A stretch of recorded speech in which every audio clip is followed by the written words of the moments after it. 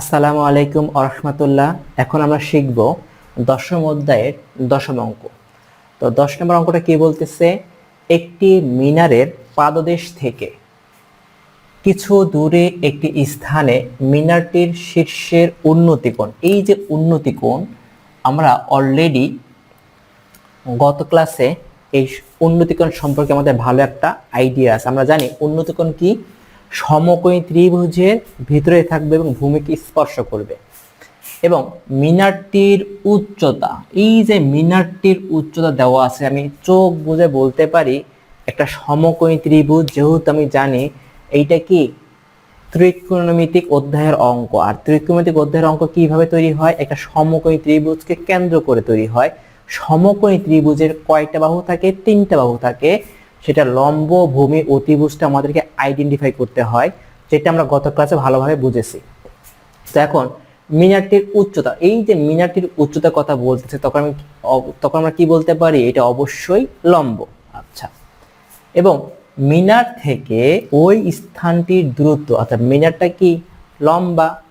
যদি লম্বা হয় তাহলে মিনারের পাদদেশ থেকে কিছু দূরে একটি স্থানে, তার মানে কি মিনারের যে পাদদেশ, তার মানে যদি আমি চিত্র আঁকাই, এই যে একটা মিনার, এই মিনারের পাদদেশ থেকে কিছু দূরে একটি স্থানে মিনারটির কি লেখা আছে? শীর্ষের উন্নতি কোণ 30 ডিগ্রি। আমি যেহেতু মিনার আঁকাইতে পারছি এবং মিনারের পাদদেশ থেকে একটা কি করছি, একটা বিন্দু পর্যন্ত থেমে গেছি, তাহলে আমি এই বিন্দু থেকে এই বিন্দুকে আমি কি করি? যোগ করি। যোগ করার পর আমি জানি এটা কত ডিগ্রি কোণ? 90 ডিগ্রি কোণ। এবং উন্নতি কোণ কোথায় হয়?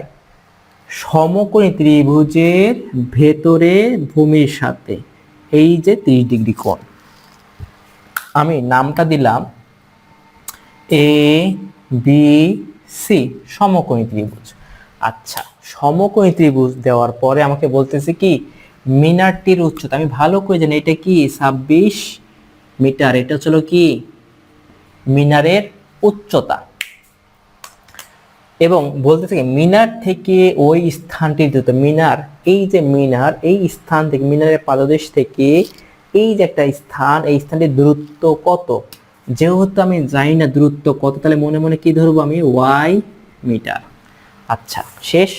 তাহলে সমকোণী ত্রিভুজের লম্ব কোণটা এ বি, ভূমি কোণটা বি সি, অতিভুজ কোণটা এসি। আচ্ছা, এটা কি ধরনের ত্রিভুজ? সমকোণী ত্রিভুজ। ভালো কথা। সাথে উন্নতি কোণ না অবনতি কোণ? অবশ্যই উন্নতি কোণ। গেল। আশা করি এই যে প্রশ্নের মাধ্যমে কি আমি করলাম, চিত্রটা সমাধান করতে পারলাম। এখন আমি কি করব? অঙ্ক করব।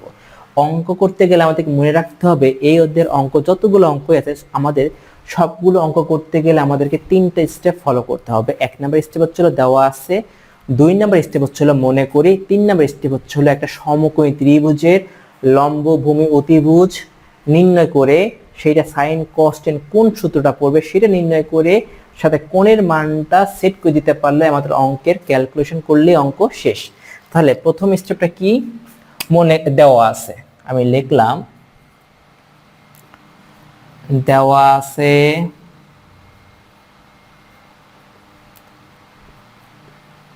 মিনারের উচ্চতা,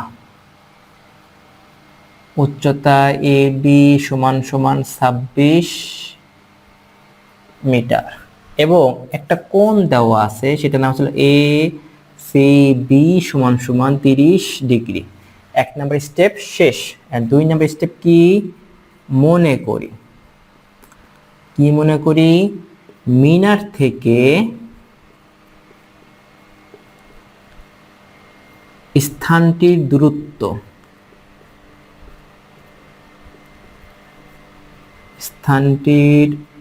হচ্ছে হলো কি বিসি সমান সমান ওয়াই মিটার। এখন এটা হলো কত? 3 নম্বর স্টেপ।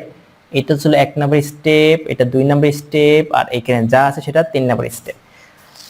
তাহলে আমি একটু লিখে দিই, স্টেপ 1, স্টেপ 2,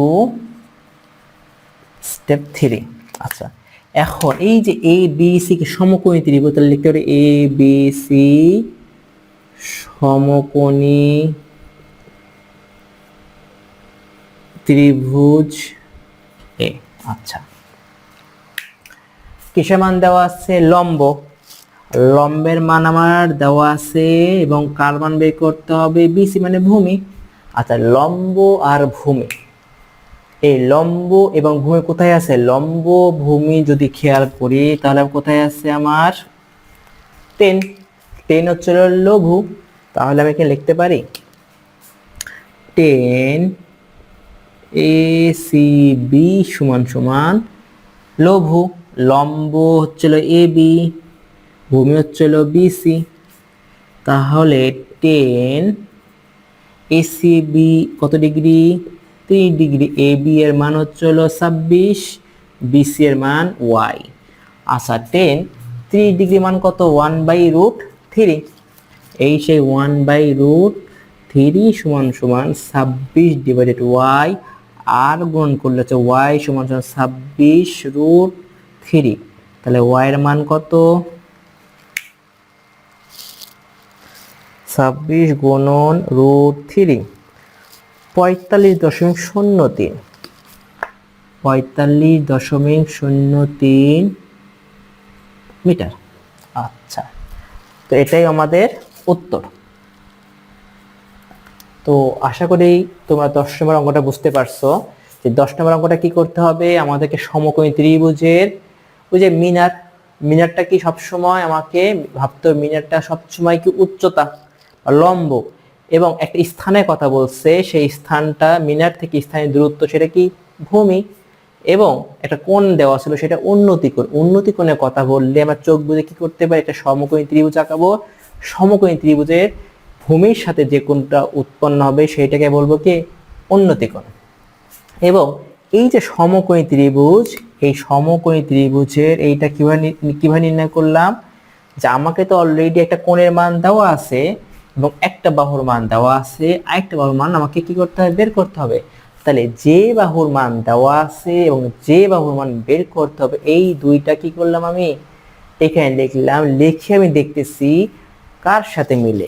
এখন যদি তোমার কারণে তুমি যদি মনে করো যে না এইভাবে করবো আমি, ভূ আর ল হোক সমস্যা নেই, যেখানেই থাকুক আমার কথা উলট পালট যেমনই হোক, দিন শেষে আমার কার মান বের করতে হবে? ভূমির মান। আগে পরে যাই হোক, কিন্তু এইখানে লঘু, এইখানে কি আমি চিন্তা করতে পারতেছি টেনের মান কি লঘু। এখন তোমার কথা হতে পারে যে না আমি ভূমির মানটা তো বের করতে হবে। তোমার যদি এরকম আসতো, তুমি যে লিখতে এরকম যে আমি ভুল লিখলাম, এখন কি হবে? আপনি তো লঘু লিখছেন, সরাসরি টেনের সাথে মিলে গেছে। আমি তো লিখলাম ভুল, এখন কি হবে? যেমনই হোক দিন শেষে ভুল দেখো কোথার সাথে মিলে? লতির সাথে মিলে না, ভূতির সাথে মিলে না, লঘুর সাথে মিলে। এই যে ভুল দেখা যাচ্ছে কার সাথে মিলতেছে? টেন লঘুর সাথে মিলতেছে। সে কিন্তু তুমি অনায়াসে চোখ বুঝে কি বসাবা? টেনের কোণ এবং কি লঘুর মানটা বসাই দিবা। তাহলে দিন শেষে অঙ্ক করলে যে ক্যালকুলেশন পাবা সেটাই তোমার উত্তর। এখন আমরা শিখব 11 নম্বর অঙ্ক। 11 নম্বর অঙ্কে কি বলছে? একটি গাছ, তাহলে যখন আমি দেখবো একটি মিনার অথবা একটি গাছ, সেটা আমি চোখ বুঝে কি ধরবো? সেটা লম্ব। তাহলে একটি গাছের পাদদেশ থেকে, তাহলে আমি চোখ বুঝি একটা গাছ আঁকাই। এই যে গাছের নিচে কি থাকে? ভূমি। আচ্ছা, তাহলে একটি গাছের পাদদেশ থেকে 20 মিটার দূরে ভূতলের কোনো বিন্দুতে, এই যে একটা বিন্দু আঁকাইলাম, এটা কি করি? অনায়াসে চোখ বুঝে আমি সমকোণী ত্রিভুজ আঁকাইলাম। আঁকানোর পর আমি বলতেছি কি যে এ বি হচ্ছিল একটা গাছ এবং সি হচ্ছে একটা বিন্দু। আচ্ছা, কে বলতেছে? একটি গাছের পাদদেশ থেকে 20 মিটার দূরে, একটি গাছের পাদদেশ থেকে 20 মিটার দূরে, তাহলে আমি মানটা বসাতে পারি এটা 20 মিটার দূরে ভূতলের কোন বিন্দুতে গাছের চূড়ার উন্নতি কোণ 60 ডিগ্রি। তাহলে এটা কত ডিগ্রি কোণ? 60 ডিগ্রি কোণ। গাছটির উচ্চতা বের করো। গাছটির উচ্চতা আমাকে বের করতে হবে। এখন যদি গাছের চূড়ার গাছটির উচ্চতা বের করতে হয় এবং কার মান দেওয়া আছে চোখ বুঝে জানি, এটা ভূমির মান দেওয়া আছে। ভূমির মান যদি দেওয়া থাকে, ভূমি এবং লম্ব, ভূমি এবং লম্ব সেই কোথায় যাচ্ছে, টেনে যাচ্ছে। আচ্ছা, এতটুকু আমি ক্লিয়ার। সাথে আমি কি করতেছি এখানে, এই যে লম্ব ভূমি অতিভুজটা মানটা আমি কি করতেছি আইডেন্টিফাই করে দিলাম যে লম্ব হচ্ছিল এ বি, বিসি হচ্ছিল ভূমি এবং এসি হচ্ছিল অতিভুজ, এবং সেটা কি ধরনের কোণ, উন্নতি কোণ। আর আমি এই টাইপের অঙ্ক যদি করতে চাই সেক্ষেত্রে আমাদেরকে কয়টি স্টেপ ফলো করতে হবে, 3টা স্টেপ ফলো করতে হবে। সেই 3টা স্টেপ কি দেওয়া আছে মনে করি, এবং একটা কি সমকোণী ত্রিভুজ, সমকোণী ত্রিভুজের এই যে যে বাহুর মান দেওয়া আছে এবং যে বাহুর মান বের করতে হবে, এই দুইটা নির্ণয় করলেই আমাদেরকে কি নির্ণয়টা করবো কিভাবে, এই সাইন কসটেন এর মধ্যে ফেলাই দিব। ফেলাই দেওয়ার পরে এই যে ত্রিকোণমিতিক মান, এই যে কোণের যে 60 ডিগ্রি কোণ, এই 60 ডিগ্রি কোণের কোনটা পড়বে, সাইন পড়বে, কস পড়বে না টেন পড়বে, সেই মানটা নিয়ে আমি ক্যালকুলেশন করলে আমার অঙ্কটা শেষ। তাহলে 1 নম্বর স্টেপটা কি দেওয়া আছে, দেওয়া আছে কি গাছ থেকে বিন্দুর দূরত্ব বা স্থানটির দূরত্ব, গাছ থেকে স্থানটির দূরত্ব বিসি সমান সমান 20 মিটার, এবং একটা কোণের মান দেওয়া আছে এসিবি সমান সমান 60 ডিগ্রি কোণ। তাহলে দেওয়া আছে শেষ। এখন হচ্ছিল মনে করি 2 নম্বর স্টেপ, মনে করি গাছটির উচ্চতা এ বি সমান সমান 8 মিটার। আচ্ছা, 3 নম্বর স্টেপ কি, এখন এ বি সি সমকোণী ত্রিভুজ এ, আচ্ছা এখন এ বি সি সমকোণী ত্রিভুজ, আচ্ছা ভালো কথা। তাহলে লম্ব আছে, লম্বের মান বের করতে হবে, কার মান দেওয়া আছে, ভূমির মান লঘু, কোথায় ধরতেছে 10, তাহলে লিখতে পারি 10 এ সি বি সমান সমান লঘু লম্ব বাই ভূমি, লম্ব হচ্ছিল এ বি, ভূমি হচ্ছিল বি সি। তাহলে 10 এ সি বি, এসিবি কত ডিগ্রি, 60 ডিগ্রি। এ বি এর মান আমার জানা নাই, এই বিসি এর মান হলো 20 মিটার। তাহলে 10 60 ডিগ্রি মান কত, √3, √3 সমান সমান 8 ডিভাইডেড 20, আর গুণন করলে হচ্ছিল 20√3। তাহলে এইচ এর মান কত, 20 গুণন √3, 34.64,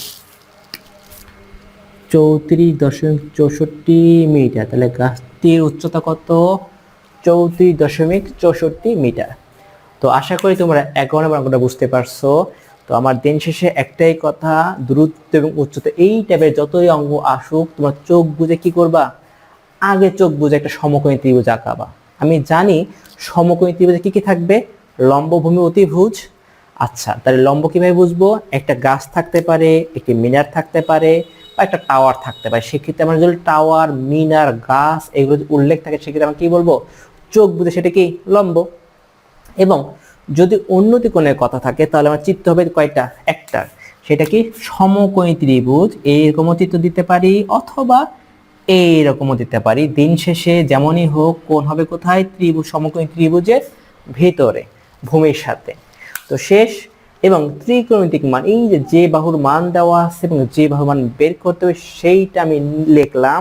লিখে কি বলতেছি, লঘু, লঘু কোথায় আছে, উলটপালট হোক, সেক্ষেত্রে কি লঘু এখানে পাচ্ছি 10, এই যে 10 সমান সমান লঘু বসায় দেওয়ার পরে ক্যালকুলেশন করলে আমার অঙ্ক শেষ। এখন আমরা শিখব 12 নম্বর অঙ্ক। 12 নম্বর অঙ্কের প্রশ্নে কি বলা আছে, 18 মিটার দৈর্ঘ্যে একটি মই, ভালো কথা, 18 মিটার দৈর্ঘ্যের একটি মই কি করছে, ভূমির সাথে 45 ডিগ্রি কোণ উৎপন্ন করছে।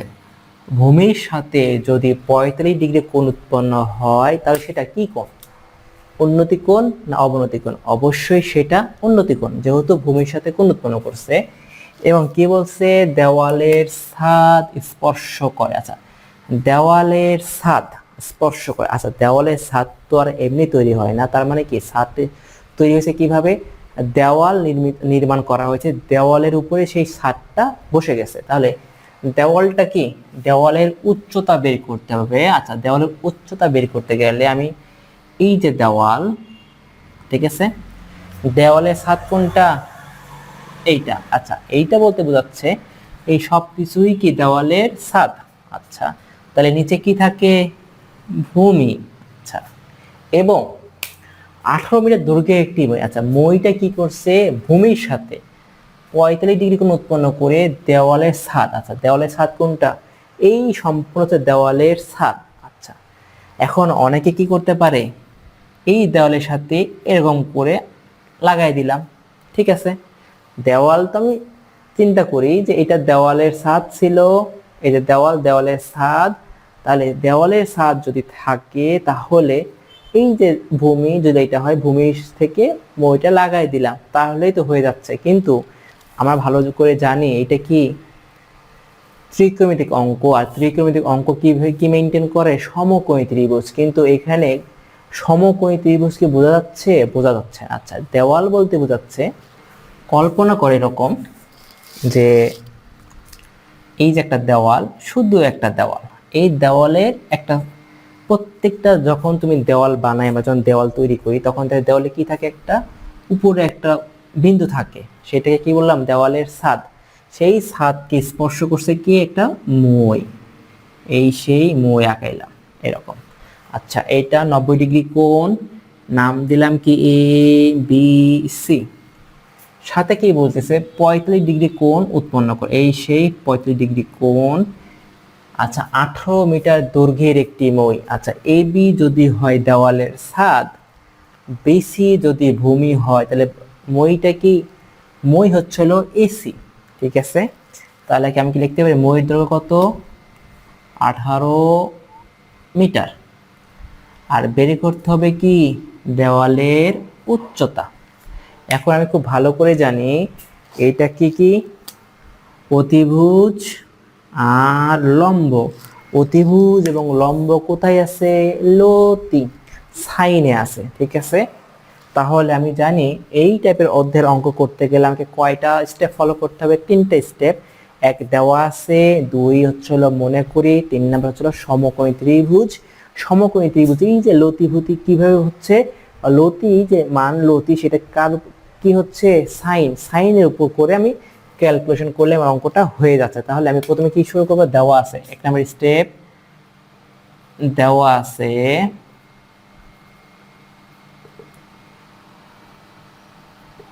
মই এর দৈর্ঘ্য, মইয়ের দৈর্ঘ্য এসি সমান সমান 18 মিটার। আচ্ছা, একটা কোণ দেওয়া আছে, কোণ হচ্ছিল এ সি বি সমান সমান 45 ডিগ্রি। তারপরে কি আর কিছু নাই? এখন মনে করি দেওয়ালের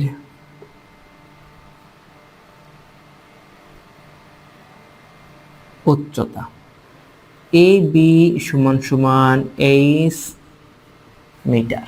আচ্ছা, শেষ 3 নম্বর স্টেপ কি? এখন এ বি সি সমকোণী ত্রিভুজ এ, কি জানি? সাইন। তাহলে সাইন এ সি বি সমান সমান লতি, লম্ব হচ্ছে হলো এ বি, অতি লতি অতি এসি হচ্ছিল অতিভুজ। তাহলে সাইন এ সি বি হচ্ছিল 45 ডিগ্রি, এ বি হচ্ছিল 8 এবং এসি হচ্ছিল 18 মিটার। সাইন 35 ডিগ্রি মান কত? 1/√2, 8/18। তাহলে আর গুণ করলে ছিল 8 সমান সমান 18√2। তাহলে এইচ এর মান কত? 18 গুণন √2, 25.46 দিলাম, 25.46 মিটার। উত্তর শেষ। তো আশা করি তোমরা 52 নম্বর অঙ্কটা বুঝতে পারছো। অঙ্ক যেমনই হোক আমাকে কি করতে হবে, সমকোণী ত্রিভুজ আঁকাতে হবে। সেই সমকোণী ত্রিভুজে লম্ব ভূমি অতিভুজটা আইডেন্টিফাই করতে হবে। তোমাকে তাহলে বলে দিছি কি, দেওয়াল, দেওয়াল, তারপরে গাছ, মিনার, টাওয়ার, এগুলা কি উচ্চতা।